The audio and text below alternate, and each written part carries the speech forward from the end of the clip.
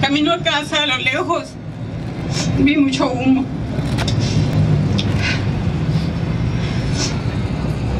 Le marqué por teléfono a mi esposo para decirle que veía mucho humo y que me estaba poniendo muy nerviosa porque lo veía cerca de casa. Él me dijo que no me preocupara, que me fuera tranquila, que me acordara que llevara a mis otros 2 niños conmigo y que me fuera tranquila. Pero de repente empecé a ver patrullas, Cruz Rojas, que venían con las sirenas prendidas en dirección contraria. Y entonces sí, le llamé a la Armada y le dije, ven, que te tienes que venir inmediatamente. Sí, no, esa es la guardería, es muy cerca. Estoy segura que está ocurriendo algo serio. Yo ya estaba atrapada en el tráfico. Le pedí que se fuera por un camino alterno y él llegó primero que yo. Después de buscar a Yeye sin encontrarlo en la guardería y a sus alrededores, él me marcó por teléfono y me pidió que fuera a dejar a mis niños a casa de una vecina y que yo me fuera al hospital donde le habían dicho que estaban llevando a los niños. A las maestras él les preguntó por nuestro hijo y le dijeron que no pasaba nada, que la bodega enseguida se había incendiado, pero que todos los niños estaban a salvo, que buscara al niño en alguna casa alrededor de la guardería y si no lo encontraba fuéramos a buscarlo al hospital, que solo los habían llevado ahí para checarlos. Pero nos estaban mintiendo. Cuando llegué al hospital la escena era horrible. Estaba lleno de padres desesperados, gritando, llorando, buscando a sus hijos. Yo, a pesar de lo que veía y oía, traté de mantener la calma. Vi a una empleada de la guardería y le fui a preguntar por mi hijo. Me respondió que todos los niños estaban bien y que no podía darme más información ni decir nada más, porque eran órdenes de Burs, el entonces gobernador de Sonora. Yo me sorprendí, pensé que tiene que ver el gobernador con lo que está pasando aquí. Entonces decidí ignorar su comentario y seguí intentando recibir información de mi hijo con los médicos y las enfermeras del hospital. Las empleadas de nuevo mentían, porque sí sabían que los niños estaban mal. Y desde ese momento se empezó a hacer evidente que ahí iniciaba un largo camino de mentiras, en el cual nos daríamos cuenta que lo que menos les importaba a los responsables y a las autoridades eran nuestros niños. Ellos trataron de impedir que se nos diera información a los padres. Ellos querían que no nos diéramos cuenta de la magnitud de la tragedia, para así empezar con el encubrimiento a los asesinos, los dueños de la guardería, que eran servidores públicos, parientes del gobernador y de la entonces primera dama de México, Margarita Zavala, así como también al IMSS y sus funcionarios, que habían otorgado el permiso para que la guardería operara, sin antes hacer una supervisión minuciosa. Es inconcebible que apenas 10 días antes del incendio, el día 26 de mayo del 2009, se llevó a cabo una revisión en la guardería y sus instalaciones. Y la evaluación que a la guardería se le dio fue de excelencia. Se le felicitaba a todo el personal y se hablaba de instalaciones cómodas y seguras para los pequeños. No se dieron cuenta o simplemente no quisieron denunciar que las puertas de emergencia estaban selladas, que el material con el cual estaba construida la guardería no era seguro, sin verificar extintores, sin hacer ningún señalamiento de las irregularidades que después se hicieron evidentes con el incendio. La guardería de C era una guardería maquillada. Yo tenía plena confianza en que era un lugar seguro para mi hijo. Mis 2 hijos mayores también estuvieron ahí. Yo hacía una revisión periódica para ver el desenvolvimiento de mi hijo en su salita, ver si convivía bien con sus compañeritos, el trato que le daban sus cuidadoras, en fin, que él estuviera feliz en ese lugar. Yeye fue un niño muy apegado a nosotros, muy querido, muy deseado. Desde recién nacido, él nació con reflujo, un reflujo muy severo. Y esto creó un lazo muy especial entre nosotros porque él durmió durante 1 año y medio en mi pecho. Aún puedo sentir su respiración. Aún puedo sentir los latidos de su corazón. Lo metí en la guardería al año y medio. No lo metí antes porque pensé que le podía pasar algo si no estaba conmigo. Él no estaba acostumbrado a estar sin nosotros y a estar con niños de su edad. Considerando esto y por recomendación de su pediatra, decidimos que era hora de ir a la guardería. Yo creí que lo único que tenía que verificar en su estancia era que fuera bien cuidado, atendido, que estuviera cómodo, que estuviera feliz. Pero desgraciadamente me equivoqué. Las autoridades no estaban haciendo su trabajo. Confié en el Seguro Social porque estaba enterada de las supervisiones que se hacían en la guardería y eso a mí me daba tranquilidad. Después de mi casa consideraba la guardería el lugar más seguro para que me cuidaran a mi bebé.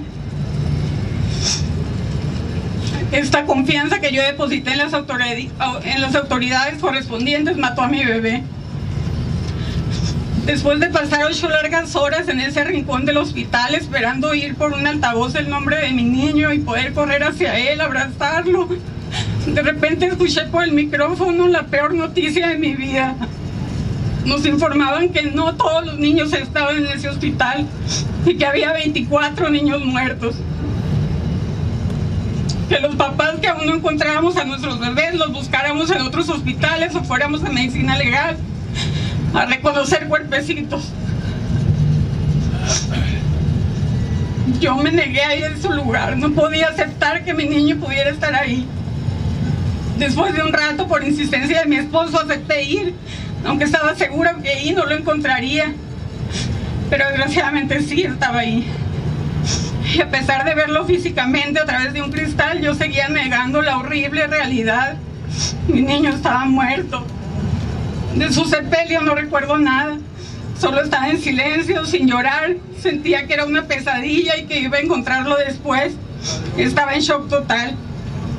Y esto que me estaba pasando, después se complicó tanto que terminé internada en varias ocasiones en hospitales psiquiátricos porque estaba loca de dolor. Aún estoy loca de dolor. Mis otros 2 niños empezaron a manifestar alteraciones en su sistema nervioso. El mayor, Brandon, no hablaba, no quería ni mencionar a su hermanito. Y la niña todo lo contrario, lloraba todos los días, se quería ir al cielo con su hermanito y empezó a hacerse pipí. Los doctores le diagnosticaron estrés postraumático. Ella quería irse al cielo con su hermanito. Y su papá estaba volviéndose loco también, porque aparte de su trabajo estaba haciéndose cargo de mí, de los niños, tratando de contribuir en la búsqueda de la justicia y guardando en su corazón todo el dolor por la ausencia de su yeye, con la familia destruida, pero tratando de sacar fuerzas para reconstruir un poco nuestras vidas. Esta horrible pesadilla la comparto con ustedes porque entre todos como ciudadanos no debemos permitir un ABC nunca más. No debe morir un solo niño más por la corrupción y la impunidad. Basta de seguir permitiendo que pequeños inocentes sigan muriendo en pseudoguarderías por la avaricia de sus dueños, al no invertir en instalaciones dignas, seguras y en capacitación de las cuidadoras. Basta de seguir permitiendo que haya madres que tengamos que salir a trabajar y no tener la certeza de que en la estancia que estamos dejando a nuestro mayor tesoro, nuestra razón de vivir, de trabajar, está en un lugar seguro. Ya no podemos tener confianza. Después del 5 de junio no podemos tener confianza. Basta de que las autoridades correspondientes agachen la cabeza o se hagan de la vista gorda. Que no inicien acciones para prevenir desgracias y no apliquen castigos a los responsables. Obliguémoslos a hacer su trabajo, es por la seguridad de nuestros hijos. No tenemos que esperar a que suceda otra tragedia que ponga en riesgo la vida de los niños. Ahora fue mi hijo, mañana puede ser el de cualquiera de ustedes. Por último, tengo una exigencia para Peña Nieto, el mal llamado presidente de los mexicanos. Le exijo que cumpla la palabra que empeñó el 19 de julio del 2012, aún siendo aspirante a la presidencia. Aseguró que el caso ABC sería una de sus principales prioridades en caso de ser electo presidente. Ya tiene 1 año y medio en el poder y en todo este tiempo ha demostrado todo lo contrario. Ha sido una persona insensible, que no se ha acordado de sus compromisos y sobre todo ha demostrado que el tema de la guardería o le asusta o no le interesa en lo más mínimo. El día 22 de abril, Peña Nieto, usted visitó Hermosillo, Sonora, y le recuerdo que en esa ciudad asesinaron a 49 niños y niñas y decenas quedaron lesionados de por vida. Y usted, ajeno a todo, ni siquiera intentó un acercamiento con los padres, mucho menos hacer alguna mención sobre los hechos. Y a nosotros no se nos permitió ni siquiera acercarnos al lugar donde usted estuvo todo el tiempo protegido, como si nosotros fuéramos unos delincuentes. Lo único que buscamos es justicia para nuestros hijos, presidente. Por si eso fuera poco, algunos padres, compañeros de lucha, vinieron desde Hermosillo a las puertas de Los Pinos a hacer un plantón y a solicitar una audiencia con usted. Es una burla de su parte que con total indiferencia los haya ignorado. Si no tenía la intención de ayudar, era muy justo que de perdida por educación los recibiera y los escuchara.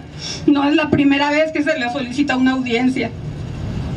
Por lo tanto, y por tanta indiferencia hacia la impartición de justicia para mi hijo y sus compañeritos, le exijo que vaya a nuestra ciudad, nos dé la cara, nos diga qué es lo que está pasando en el proceso penal, por qué tantas incoherencias, hasta cuándo va a seguir solapando a los culpables y premiándolos por sus actos de corrupción, por qué su silencio, y no nos vaya a salir con la ridícula